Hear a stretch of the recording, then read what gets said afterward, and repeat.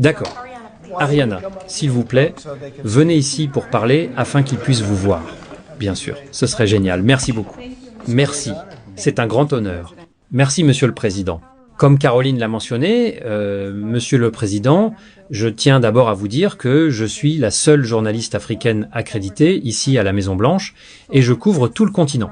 Je suis arrivé hier de la République démocratique du Congo. Je suis allé voir de mes propres yeux ce que ressentent les gens et le message du président, le président Félix Tshisekedi, concernant cet accord de paix à venir. Permettez-moi de vous raconter ce que j'ai vu de première main.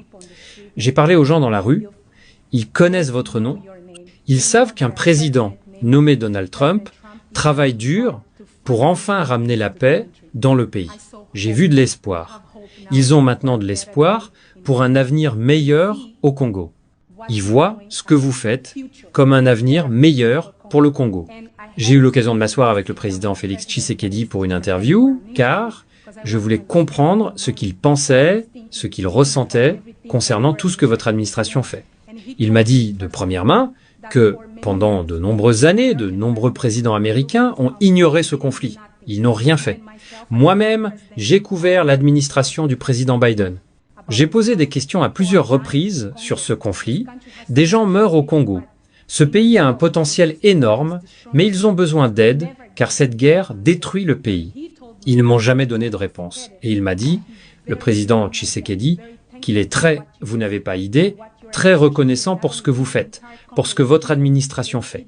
Pas seulement lui, mais tout le peuple congolais. Ils voient qu'enfin, ils auront de l'espoir. Et le président Tshisekedi a également mentionné à la fin de mon interview que lorsque la paix arrivera enfin en République démocratique du Congo, il envisage de vous proposer pour le prix Nobel de la paix, car il dit que vous le méritez, que vous avez travaillé pour ramener la paix dans le monde, pas seulement au Congo, et qu'il est très enthousiaste à l'idée de vous rencontrer à l'avenir.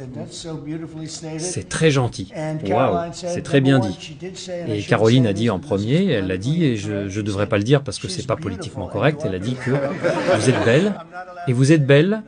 D'accord, je suis pas censé dire ça. Vous savez, ça pourrait mettre fin à ma carrière politique, mais je l'ai dit quand même.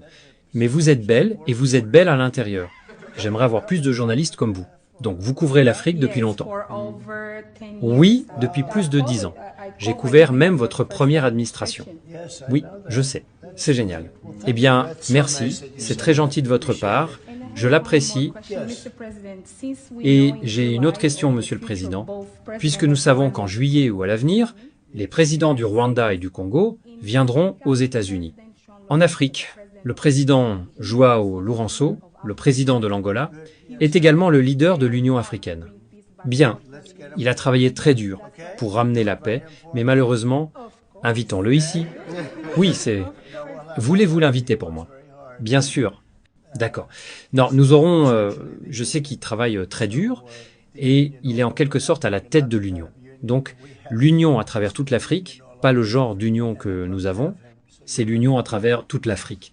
Et j'aimerais l'avoir ici. Donc, vous lui ferez savoir, bien sûr, Monsieur le Président, merci beaucoup.